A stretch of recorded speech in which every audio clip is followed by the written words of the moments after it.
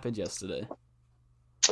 Well, yesterday was a day where we just decided to hold an event called hashtag Restore the Snyderverse, which was basically to get it trending, but to show people that, or show HBO Max, show Jason Killar that we wanted to see the expansion of the Snyderverse and not just have it end in March. So it trended at 260,000 tweets.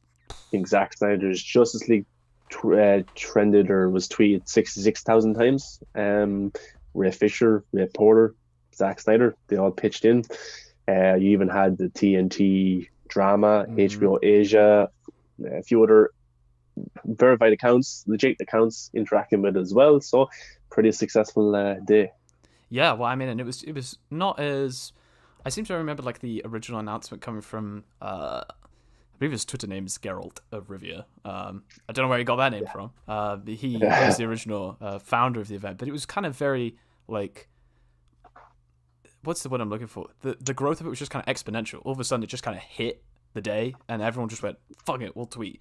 It's got to be yeah, like easily like top three most successful Twitter events ever, right? Maybe even second, I'd say, other than the big tweet event last November. This was just, hey, let's yeah, restore the Snyderverse, and then I go on Twitter, and it's like 4 o'clock when it had only started like 45 minutes ago, and it's trending already, and I'm like, this is crazy, like.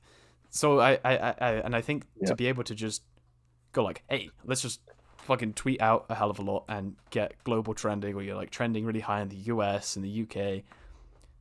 It's sending a very, very good message. Yeah, and I think because Jason Killar is a very fans businessman, he knows what Mm. the audience want, and he comes from Amazon as well. He used to work with Amazon, so they're very like that as well. They want to give fans or give their consumers what they want. So I think Zack Snyder Justice comes out, it's going to be talked about a lot, big time. And then, as I said earlier on, there's a huge gap till Suicide Squad. So that means there is a huge gap of no DC shows or movies, big shows or movies. Hmm. So it's going to have those months of momentum being talked about. So yeah, I am confident that we'll get more after Zack Snyder's Justice League. I don't think it's going to end. Yeah. It's one of those things that now that, and this is the debate that I mean we always have, is that we're in the streaming age, and to be Yeah, able to say, hey, your first like big foray into the Snyderverse, if you will, is this film that's basically nearly complete. You give him like 70 mil for whatever purposes. I don't know if all 70 mil, well, whatever it's being used for, to then produce a 4 hour blockbuster.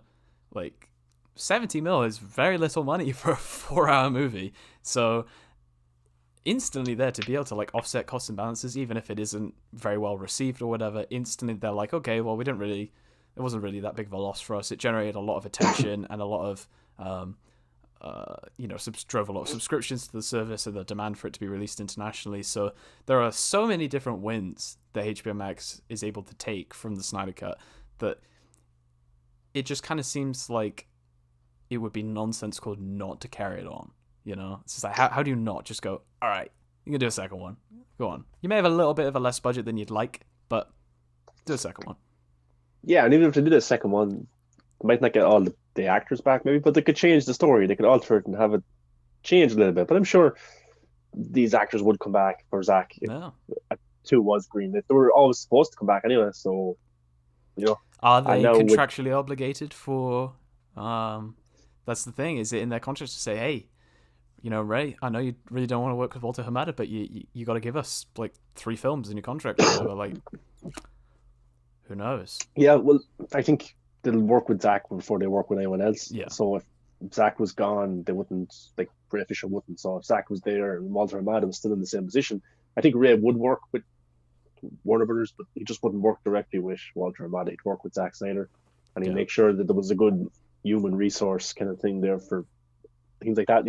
But yeah, I think when it comes out in March, we'll get the release date soon. We're going to get another trailer, so I think it's already a huge hit, but it hasn't even come out.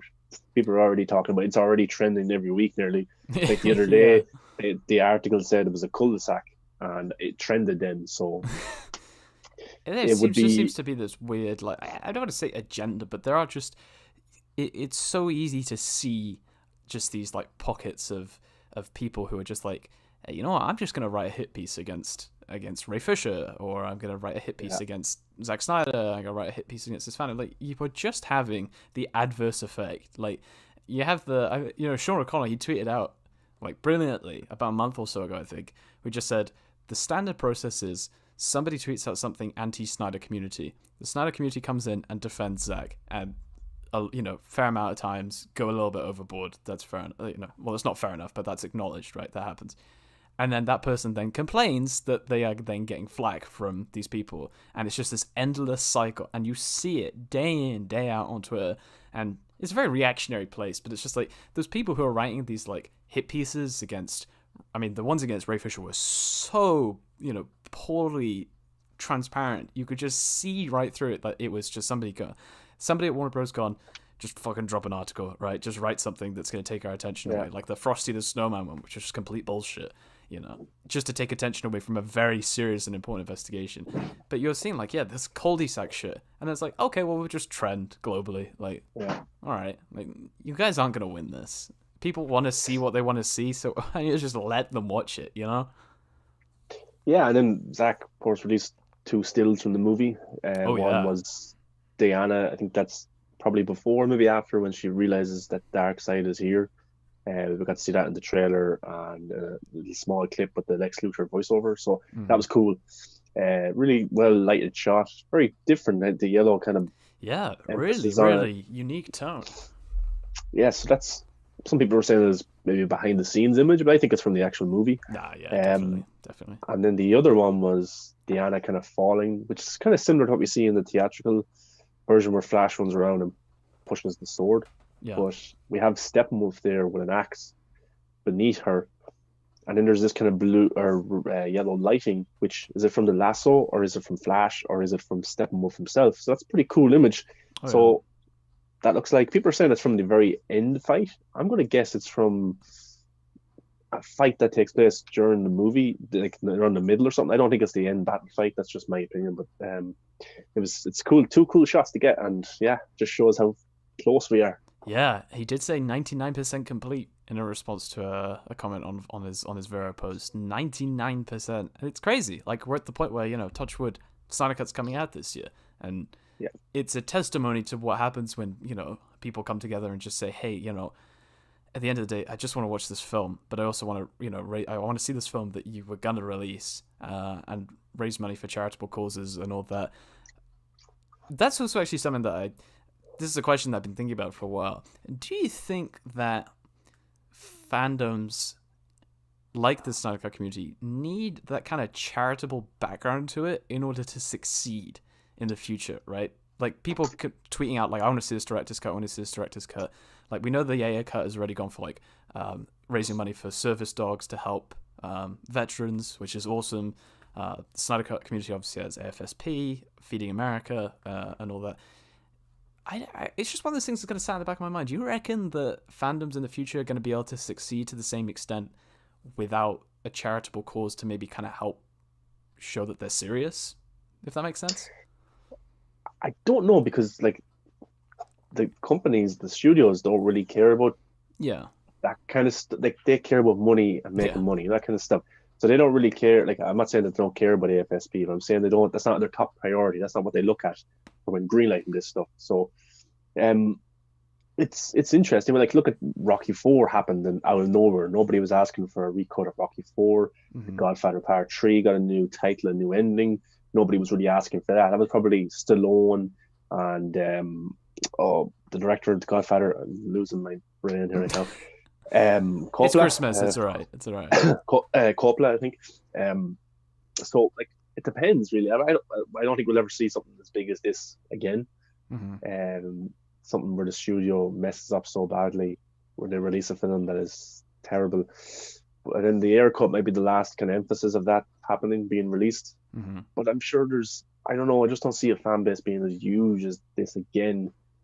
And I think the charitable stuff is great and it should be involved in everything, but I don't think it makes the studio think, oh, they're helping out charity, let's give them what they want. I think it's business and money at the end of the day. Yeah. Well, I'd like to think that at least seeing $500,000 get raised by a community is kind of them saying, oh, well, they are willing to put their money where their mouth is. So it kind of helps kind of say, hey, well, we just raised $500,000 for a charity. How much money do you reckon we're willing to pay on monthly subscriptions to a streaming service or cinema tickets whenever, COVID has died down? So, I mean, yeah, I fully agree with what you say. I think it does give it some degree of like, yeah, well, we're serious. We've raised a lot of money, It'd be nice if we could see this film. That's all we want. It's being spawned off the 2017 film, so it shows that there's a huge interest in seeing the new movie while also doing some good as well. So yeah, I'm sure they'll see the huge fan base, and that's why they've greenlit it, and that's why Jason Kilar seems to be the main man to tweet at if you have any needs or wants for the universe going forward, because at the end of the day, he's probably going to be the guy who greenlits it instead of Walter Hamada or Toby Emmerich. Of course, they'll go with a decision when things are going well, and when things aren't going too well, they won't. But Jason Kilar is the main guy, definitely. And he has done a very good job at communicating, at the very least. Like, there was that one time where I think in the run-up to the US election, Obama was saying, like, hey, here's a number, text me and I might be able to get back to your messages. And that guy texted Obama saying, please, can they release a Batfleck show on HBO Max or whatever? And Jason Killer's like, oh, nice. I appreciate the creativity behind what you're doing. So he's definitely aware of everything that's going on. So I think to the people who want to see more, keep tweeting at the guy. Keep tweeting hashtags, everything. Keep up the charitable pursuits.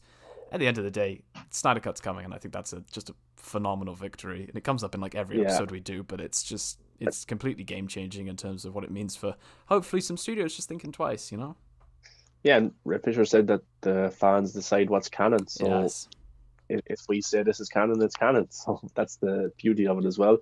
And in a world where multiverses exist and where is the universe, the fans get to decide, which is...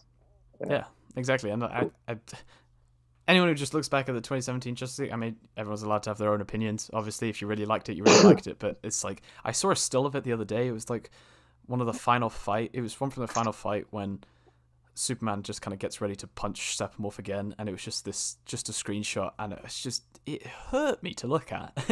I was like, I've never like cringed before at seeing like something from a film like that, and it just sort of like, oh god, it looks like Superman was just like, let's just cut him out, okay, and drag him on, and let's put him there, and we'll put Steppenwolf there, and just green screen background, whatever. It's like I'm probably the number one guy who would watch bad comic book movies because I like them all. That kind of way. Yeah. Like, I'd watch the Wolverine Origins because I like something about it. But with that movie, I just can't, because I know what happened behind the scenes and the whole controversy around it. I just can't. I get a kind of sick feeling when I watch it.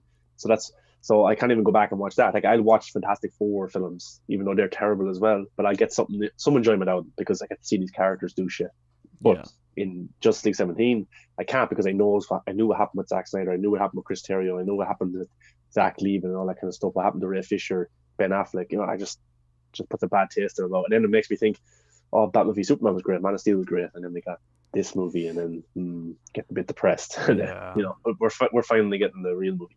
Yeah, and at the very least, the kind of karmic circle is coming into effect. And for anybody who ever like sees this or whatever, who doubts the legitimacy of the investigation and the claims about how bad things were behind the scenes, just take a look at how much stuff Zach now has on his plate coming up, and how much stuff Joss no longer has on his plate. The amount of shows and the amount of headlines I've read of Joss Whedon dropped from this show has been cancelled, this show has been dropped. It's like, if you thought the investigation was a bunch of bullshit to try and advance Ray's career or whatever, or to be like, I'm gonna do my own thing or whatever, that's just not the case at all.